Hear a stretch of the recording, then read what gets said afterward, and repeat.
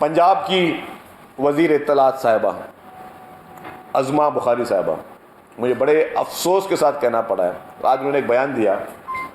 काश चलें ये बयान कोई सियासतदान दे दे, ऐसा सियासतदान जिसका पार्लियामेंट से वास्ता ना हो, जिसकी थोड़ी तालीम कम हो, जिसका शऊर कम हो, तो बात समझ में आती है। अगर कोई शख्स का मैं पढ़ा लिखा आदमी और मैं एक सूबे का इंफॉर्मेशन मिनिस्टर हूँ, एक सूबे के इंफॉर्मेशन मिनिस्टर में अगर मैं एक एक अल्फाज बोलता हूँ तो मैं अपने सूबाई हुकूमत की तर्जुमानी भी करता हूँ। उन्होंने बयान दे दिया फिर मोहतरमा सलील ज़रदारी साहब के हवाले से। क्या मोहतरमा अज़मा बुखारी साहिबा as a information minister of Pakistan के सबसे बड़े सूबे में आपने कॉन्स्टिट्यूशन पढ़ा है? आपको कॉन्स्टिट्यूशन पढ़ने आता है? कॉन्स्टिट्यूशन में कहाँ लिखा हुआ है कि कोई भी अप्रूवल प्रेसिडेंट के पास जाता है? कॉन्स्टिट्यूशन में कहाँ जाता है? अगर आपकी फेडरल हुकूमत ने भेजा है तो फिर बहुत बड़ी नाइली की है। अगर भेजा है कि जी आप हमें अप्रूवल देते हैं प्रेसिडेंट साहब, उनका मैंडेट ही नहीं है। 100 दफ़ा आपको बता के थक गए कि प्रेसिडेंट का ना मैंडेट है ना उनकी जॉब है। ये जिसकी नौकरी आप उसको भेजेंगे और उसका एक प्रोसेस है, उस प्रोसेस आपने अपनी कंप्लीट नहीं किया, आपने डायरेक्ट जो है आप भेज देते हैं कि जी आपने कहा कि जी हमने अप्रूवल ले लिया प्रेसिडेंट से। तो वो अगर अप्रूवल के डॉक्यूमेंट्स हैं आपके पास, आप मीटिंग के फैब्रिकेटेड मिनट्स तो कहीं पे ला सकते हैं। और अगर मेरा किसी बारे में आपने राय लेनी है ना, तो मेरी राय मैं दूंगा, मेरे डिपार्टमेंट का कोई ऑफिसर नहीं दे सकता। मेरे ख्यालात का इज़हार सिर्फ मैं ही कर सकता हूँ। तो अगर किसी ब्यूरोक्रेट ने कोई मिनट्स जो है मीटिंग के, जिसमें भी अप्रूवल वर्ड कहीं पे नहीं है ना, हो ही नहीं सकता, कानून और आइन इजाज़त नहीं देता। उसके बावजूद अगर पंजाब की वज़ीर इत्तलात साहिबा, जैसे मैं कहूँगा कि भाई मैं आपके तालीम पे कोई चैलेंज नहीं करता, लेकिन अगर आप जैसा शख्स एक मनसब पे बैठ के इस तरह के बयानात दे रहा है तो मैं समझता हूँ बहुत अफसोस की बात है। और मैं इसको समझता हूँ कि शायद आप चाहती हैं कि पीपल्स पार्टी फेडरल गवर्नमेंट के साथ किसी क्लैश में आए, या ये आपका कोई एजेंडा हो सकता है, ये पंजाब हुकूमत का कोई एजेंडा हो सकता है कि पीपल्स पार्टी फेडरल गवर्नमेंट के साथ किसी क्लैश में आए। ये इस वक्त पीपल्स पार्टी का एजेंडा नहीं है। हो सकता है आपने आज ये जानबूझ के ये बयान, एक प्लांटेड क्वेश्चन के बाद आपने ये जानबूझ के ये बयान इसलिए दिया होगा कि पीपल्स पार्टी इस पर रिएक्शन करे, peoples party Punjab federal government से कोई नाराज़गी का इजहार करे, पीपल्स पार्टी फेडरल गवर्नमेंट से कोई, शायद आपकी ख्वाहिश हो सकती है कि कोई उनकी सपोर्ट ख़त्म कर दे, ये आपकी ख्वाहिश हो सकती है, पंजाब हुकूमत के इस वक्त मौजूदा हुक्मरानों की ख्वाहिश हो सकती है। इस वक्त हम आपके एजेंडा में आने वाले नहीं हैं। लेकिन ये बहुत ही अफसोसनाक, और मैं समझता हूँ कि जिसे कहते हैं कि जी कम सोच वाला ये बयान है आपका। और दूसरी बात कि पीपल्स पार्टी कैनालों पे सियासत नहीं कर रही है। आपने ये भी कहा कि पीपल्स पार्टी कैनालों में सियासत करे, पीपल्स पार्टी कैनालों में सियासत नहीं कर रही है। आपका शायद तजुर्बा इतना नहीं है। पीपल्स पार्टी एक मैच्योर पॉलिटिक्स कर रही है। पीपल्स पार्टी अपने उसूलों पे किसी किस्म की सौदेबाजी नहीं कर रही है। पीपल्स पार्टी अपने लोगों के हुकूक को प्रोटेक्शन कर रही थी, कर रही है और मरते दम तक करते रहेगी। हम किसी भी, अगर आप इसको सियासत समझते हैं, वहाँ लोगों के जीने मरने का ये पानी है। लोगों की एक पूरी कौम यहाँ रहती है। यहाँ पे 7 करोड़ लोग सिंध में बसते हैं। उन लोगों के पीने की पानी है, उनका ऑक्सीजन है ये। वो अपने ऑक्सीजन की बात कर रहे हैं, आप उसको सियासत कह रही हैं कि हम सियासत कर रहे हैं। 7 करोड़ लोग, लाखों मवेशी, लोगों की ज़राअत, लोगों की मईशत, वो सारी इसी पानी पे डिपेंड करे। आप इसको सियासत कह रहे हैं कि हम सियासत कर रहे हैं इस पर।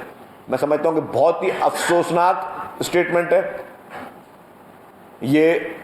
मैं समझता हूँ कि कोई अक्लमंद और समझदार आदमी इस तरह के फ्लोटिंग स्टेटमेंट नहीं देता। आप हर वक्त एक ही फ्रेम ऑफ माइंड में स्टेटमेंट नहीं दिया करें। आप पहले सोचें, फिर समझें, फिर अपनी राय दिया करें। और उससे सबसे पहले आपकी सोच कुछ भी हो सकती है, आपकी समझ कुछ हो सकती है, पहले कुछ पढ़ लिया करें। आईन पाकिस्तान पढ़ के फिर मैडम आप इस तरह के स्टेटमेंट दें। बगैर आइन पढ़ के आप स्टेटमेंट ना दें।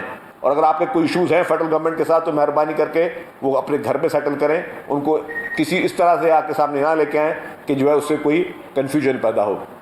तीसरी बात, अभी मुझे पता चला कि जी खैबर पख्तूनख्वा के भी स्पोक्स पर्सन ने चेयरमैन बिलावल भुट्टो ज़रदारी साहब के स्टेटमेंट पे जो उन्होंने टेररिज्म के ख़िलाफ़ दी है उस पर क्रिटिसाइज़ किया है। तो मैं उनके लिए भी अर्ज़ करता चलूँ, बैरिस्टर सैफ साहब के लिए, चेयरमैन साहब ने जो जो बातें की हैं वो हकीकत पर मुबनी हैं। इस वक्त आपका फोकस खैबर पख्तूनख्वा का लॉ एंड ऑर्डर पे होना चाहिए। जिस तरीके से आपके अपने वज़ीर आला साहब अपने हलके में नहीं जा सकते, जिस तरीके से शाम को 5-6 बजे के बाद पुलिसिंग नहीं कर सकती, जिस तरीके से जो इस वक्त वहाँ लॉ एंड ऑर्डर की सिचुएशन है, जिस तरीके से टेररिज्म वहाँ पे फल फूल रहा है, तो इसकी जिम्मेदार कोई और नहीं पाकिस्तान तहरीक इंसाफ की लीडरशिप है। और उसमें वजह भी बता दूं कि आप ही वो लोग थे जिन्होंने उन मदरसों को फंडिंग की जिन मदरसों के ज़रिए जो है वो दहशतगर्दी को फैलाया गया। आप ही लोगों ने, पाकिस्तान तहरीक इंसाफ ने ही और उसकी लीडरशिप ने ही उस वक्त कहते रहे कि तालिबान के दफातर यहाँ पे खोले जाएं, तालिबान के दफातर पाकिस्तान में खोले जाए, तालिबान को नुमाइंदगी मिलनी चाहिए, उनसे बातचीत करें, तालिबान के साथ आप फ्रेंडली हों। और तभी ये हुआ कि कभी भी दहशतगर्दी के वाक़यात पीपल्स पार्टी की लीडरशिप पर तो होते रहे, लेकिन पाकिस्तान तहरीक इंसाफ, अल्लाह उनको, अभी भी मेरी दुआ है कि अल्लाह ताला उनको तमाम इस तरह के वाक़यात से बचा के रखे, अल्लाह उनको अपने हिफ्ज़ो अमान में रखे। लेकिन आप तो उनके साथ फ्रेंडली करके, और हमें आप लोगों ने हमेशा निशाना बनवाया, हमारे वर्करों को निशाना बनाया। हमारी कायद मोहतरमा बेनज़ीर भुट्टो साहबा ने शहादत दी। हमारे 18 अक्टूबर को जिस तरीके से कराची में सैकड़ों कारकुनों ने जाम शहादत नोट की, जिस तरीके से इस्लामाबाद में वकला तहरीक में हमारे कैंपों पर बॉम्ब ब्लास्ट हुए, तो पीपल्स पार्टी तो इन सारी चीज़ों का निशाना रहती रही है। अवामी नेशनल पार्टी भी इस तरह की दहशतगर्दी के वाक़यात का निशाना बनती रही, लेकिन आपकी जो पार्टियाँ थी वो बैकडोर पे उन टेररिज्म और टेररिस्टों के साथ जो हैं आप हमेशा बहुत फ्रेंडली रहे, जिसकी वजह से आपने सारे इशूज़ किए। तो ये 4-5 इशूज़ थे जिसमें मैंने कहा कि बात करूँ। पहले अकरम साहब करना फिर बुखारी साहिबा का जो हालिया बयान है, इसके अलावा तवातुर के साथ वफाकी वज़रा की तरफ से जो बयान आए हैं, उससे पाकिस्तान पीपल्स पार्टी की जो पोजीशन है सिंध में खासतौर पर उसको मुतनाज़ा बनाने की उन्होंने कोशिश की है। पीपल्स पार्टी ने कालाबाग डैम के हवाले से जो तहरीक चलाई, उसमें उसका 2 टोक, एक मतमली वाज़ेह एक मतमली थी और रोड मैप भी एक था कि हमें क्या क्या करना है, कहाँ तक जाना है। सिंध के अवाम शायद चाहते हैं कि पीपल्स पार्टी अपना रोड मैप दे और वाज़ेह, मतलब जो हिकमत अमली है वो वाज़ेह हिकमत अमली दे। तो पीपल्स पार्टी क्यों अब तक हिकमत अमली का ऐलान नहीं कर रही? कहीं पीपल्स पार्टी ने अपनी हिकमत अमली बड़ी क्लियर कर दी है। कल अगर आप चेयरमैन साहब का बयान आप गौर से सुनते, उन्होंने बिल्कुल क्लियर कहा कि मैं अपने अवाम के साथ खड़ा हूँ, मैं शहबाज शरीफ साहब के साथ खड़ा नहीं हूँ। जब उन्होंने ये बात कह दी तो साथ क्लियर बात, ये देखें ना, कोई भी बात मनवाने का तरीका होता है। आप उनके साथ बैठ, उनको पता है सबको कि जी ज़ाहिर डेफिनेटली सपोर्ट जो है पीपल्स पार्टी के बगैर नहीं चल सकती गवर्नमेंट, तो बेहतर है कि हम उनको बैठ के बोलें पहले हमारे इस मसले को हल करो।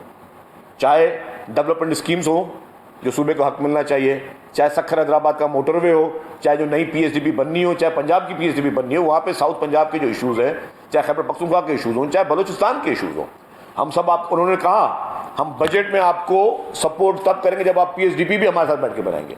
और उन्होंने ये भी कहा साथ में कि जी मैं आपके साथ खड़ा नहीं हूँ, उन्होंने नाम लेकर कहा, उन्होंने कहा कि मैं अपने अवाम के साथ खड़ा हूँ। इससे ज़्यादा क्लियर मैसेज क्या होना चाहिए? मतलब आप बैठ के अगर एक चीज़ अपनी मनवा सकते हो, ज़रूरी है कि आपने कोई अफरा तफरी करके मुल्क में चीज़ मनानी हो कि आप बोल दें कि ठीक है, लेट सपोज खुदा ना खास्ता, चले आपकी बात अकरम साहब, खुदा ना खास्ता वो कह देता कि जी हम हुकूमत छोड़ दें, ठीक है, मतलब हम हुकूमत की हुकूमत में नहीं, हम हुकूमत सपोर्ट ख़त्म कर रहे हैं, चले भाई मैंडेट नहीं है, दोबारा इलेक्शन कराओ। पहले इलेक्शन 9 माह में हुए थे, ये अगर 9 साल तक इलेक्शन नहीं होते तो फिर कौन जिम्मेदारी देती? तो किसी भी एक इलेक्टेड गवर्नमेंट से अपनी बात मनाना आपको पता है कि आसान होती है, क्योंकि सियासी लोग सियासी बात समझते हैं, सियासी नेगोशिएशन सियासी बातों में इसी तरीके से होती हैं। तो इसी तरीके से हम कह रहे हैं कि ये बात बहुत वाज़ेह है कि हमारा स्टांस चेयरमैन साहब का बहुत बोल्ड, बहुत क्लियर और लाउड एंड क्लियर था। अच्छा सर, जी आपकी बातों से तो यही लग रहा है कि नून लीग मादी की तरह, क्योंकि मादी में भी हमने देखा है कि जब भी नून लीग की वफाकी हुकूमत आई है तो छोटे सूबों की महरूमियाँ मजीद बढ़ी हैं। इस वक्त सिंध चल रहा है, केनाज के इशू पे, बलूचिस्तान की सूरत हालात के सामने है, केपी का जिक्र आपने खुद किया, तो बाकी बचा कौन? आप इस नासमझ हुकूमत या जिसको कोई परवाह नहीं है छोटे सूबों की, उसकी हिमायत बाकी क्यों नहीं जल्द खत्म करते? नहीं, मैं पूरी नून लीग को इल्ज़ाम नहीं दूंगा इसमें, लेकिन कुछ शरारती लोग होते हैं, ना समझ लोग होते हैं, जिनको थोड़ा ये इशू था। आप देखें ना, अभी ये भी वही चीज़ हुई ना कि ना समझ लोगों ने कॉन्स्टिट्यूशन पढ़ा ही नहीं और स्वीपिंग स्टेटमेंट दे दिया। जहाँ हुकूमत की हम चाहते हैं कि सिस्टम चले। जब सीसी की मीटिंग हुई थी, पीपल्स पार्टी ने ये कहा था कि हम पीटीआई के साथ भी बातचीत करने के लिए तैयार हैं, हम पीएमएल के साथ भी बात करने के लिए तैयार हैं। वो तो पीटीआई की तरफ से जवाब आ गया, हाँ आपसे तो बात करनी ही नहीं है। तो वो उनकी मर्जी थी। तो पीपल्स पार्टी चाहती है कि जी सिस्टम चले, ये असेंबलीज